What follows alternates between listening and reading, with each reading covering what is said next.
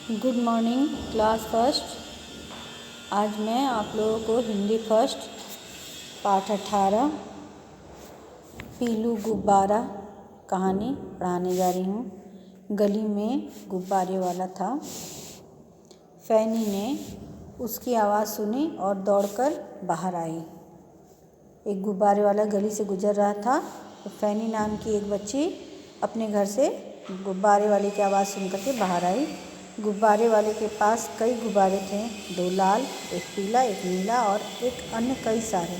एक गाड़ी भी थी। गाड़ी में रंग बिरंगे गुब्बारे भरे हुए थे। गुब्बारे वाले के पास विभिन्न प्रकार के रंगों वाले बैलून थे, लाल, पीला, नीला और रंग बिरंगे गुब्बारे थे उसकी गाड़ी में। फैनी ने सोचा, मैं अपनी फ्रॉक जैसा पीला गुब्बारा लूँगी। मुझे एक गुब्बारा चाहिए, फैनी ने कहा। गुब्बारे वाले से उसने अपने फ्रॉक के कलर पीले रंग के गुब्बारे की मांग की। क्या तुम्हारे पास पैसे हैं? गुब्बारे वाले ने पूछा। गुब्बारा कितने का है? मैं माँ से पैसे लेकर आती हूँ, फैनी ने कहा। गुब्बारे वाले ने जब यह पूछा कि क्या उसके पास पैसे हैं तो वो बोली कि मैं मम्मी से पैसे लेकर के आ रही हूँ, 5 रुपये। तब गुब्बारे वाले ने बताया, 5 रुपये लेकर आना, गुब्बारे वाले ने कहा। फैनी माँ के पास से पैसे लेकर आई। गुब्बारे वाले को पैसे दिए और पीला गुब्बारा खरीदा। फैनी ने कैसा गुब्बारा खरीदा? पीला गुब्बारा लेकर फैनी गली में खेलने लगी। गली में भीड़ नहीं थी। गुब्बारा पतंग की तरह लहरा रहा था। फैनी धागे को उंगली पर लपेट कर लेटी थी और गुब्बारा उसके पास आ जाता था। वह उसे गाल से लगाती तो नरम नरम लगता, रगड़ती तो मज़ेदार आवाज़ करता। वह धागे को छोड़ देती तो गुब्बारा फिर से दूर आसमान में उड़ने लगता। वह दौड़ती तो गुब्बारा भी साथ साथ ऊपर चलता। फैनी ने उस गुब्बारे को अपनी उंगली में लपेट रखा था और वो उसी गुब्बारे से खेल रही थी गली में, क्योंकि गली एकदम खाली थी।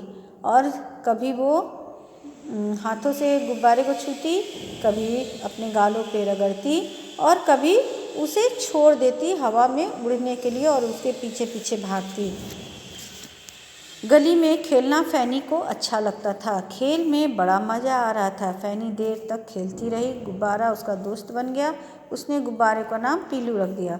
बहुत देर हो गई, फैनी खेलना बंद करो और खाना खा लो, माँ ने भीतर से आवाज़ दी।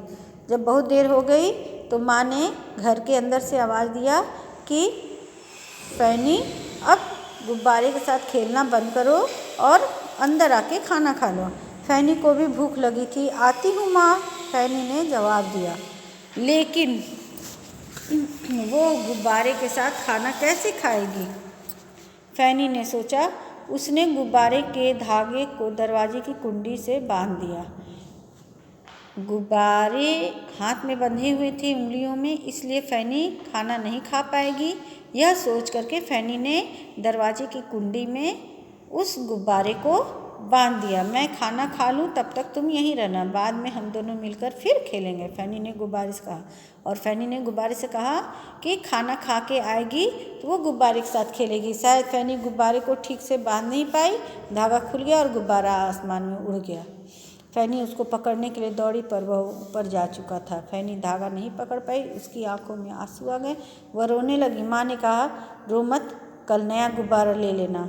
और जब फैनी ने गुब्बारा कुंडी से बांधा तो वो सही ढंग से नहीं बंधी थी, इसलिए वो खुल गया और आसमान में उड़ गया, जिसे देख करके फैनी दौड़ती हुई गुब्बारे को पकड़ने लगी, लेकिन गुब्बारा हाथ में नहीं आया। तो उसकी माँ ने समझाया कि रोने की ज़रूरत नहीं है, तुम जो है ये गुब्बारा फिर नया कल दूसरा ले लेना। तो देखा आप लोगों ने बच्चों कि फैनी जो थी किस तरह से गुब्बारे के साथ खेलती रही।